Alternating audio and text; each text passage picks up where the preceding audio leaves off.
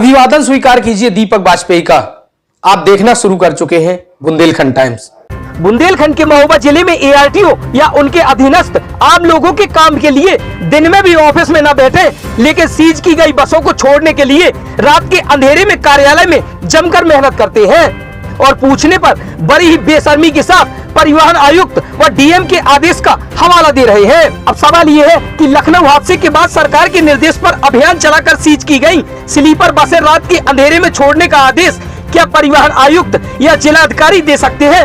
तो जवाब है नहीं। तो फिर आखिर ऐसी क्या वजह है कि दिन में भी सुविधा शुल्क लेकर ढंग से काम न करने वाले रात के अंधेरे में आखिर इतनी मेहनत क्यों कर रहे हैं? इसका जवाब तो आप खुद समझ गए होंगे, फिर भी बता देते हैं। श्री लक्ष्मी जी सदा सहाय करें। जी हाँ, जेब गर्म हो और मोटा माल मिल रहा हो तो क्या दिन और क्या रात।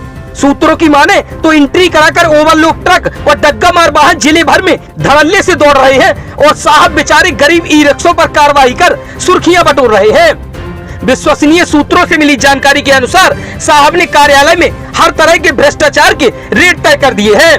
हद ये है कि बकायदा हर काम के एवज में ली जाने वाली रिश्वत की एक लिस्ट जारी कर दलालों व अपने अन्य कमाऊ पूतों को दे दी गई है।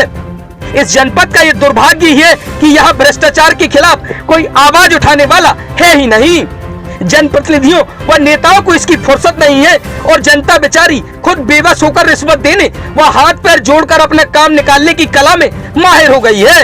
तो फिर आवाज उठाकर क्यों समय व ऊर्जा की बर्बादी करे, क्योंकि कोई सुनने वाला ही नहीं है। जब सत्ताधारी दल के 2 विधायक भी कुछ नहीं बिगाड़ पाए तो जनता भला क्या कर लेगी।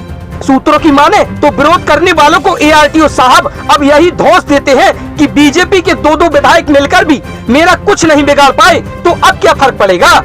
यही वजह है कि साहब के 2 रवि भ्रष्टाचार कर लोगों की जेबों पर डाका डाल रहे हैं। एक रवि के तो 3 से 4 रूप बताए जा रहे हैं, कभी फालवर, कभी ड्राइवर, कभी दलाल, तो कभी ...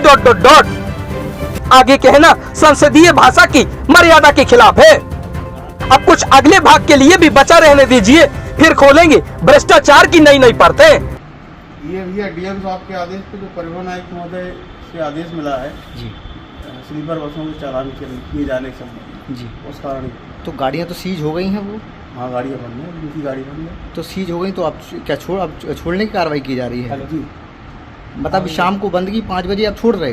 अब जो अधिकारी का आदेश है तो हम कैसे? डीएम साहब का आदेश है हमारे लिए, तो एआरटीओ साहब का आदेश है। मतलब अभी शाम को 5 बजे आप गाड़ी सीज करते हैं, रात में 10 बजे छोड़ रहे हैं और कैश कहाँ जमा करेंगे आप रात में? साहब के यहाँ रखेंगे, घर पर रख देंगे जी। तो क्या कोई ये घर का काम है क्या? ये तो अधिकारी बताए भैया, हम क्या बता पाएंगे। हम अपने अधिकारी से कह तो नहीं पाएंगे आपकी तरह कि भैया इस तरीके से हम क्या करें क्या नहीं करें। तो कभी ऐसे होता है कि रात में 10 बजे आप खोल के लोगों का पैसा जमा करवा लेते हैं, रात में छोड़ देते हैं, रात में 10 बजे गाड़ी? हाँ, ऑन रोड गाड़ियाँ रिलीज करी है।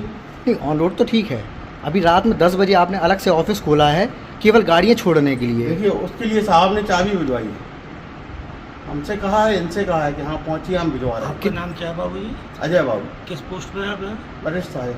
अच्छा, कितनी गाड़ियाँ सीज की थी? अभी तो 2 बसें बंद हैं। कितनी छोड़ रहे हैं आप? फिलहाल तो अभी कोई नहीं छोड़ी है।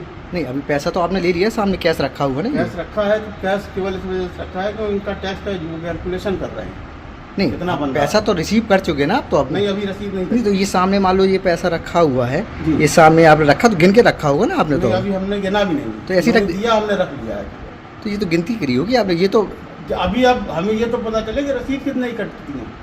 पैसा रख लिया और हमने ये बताया चालान के हिसाब से ये 27 नहीं, ये तो चूंकि जहाँ पैसा रखा है ये तो आपकी जिम्मेदारी में चला गया ना पैसा, आपको पता नहीं पैसा कितना है।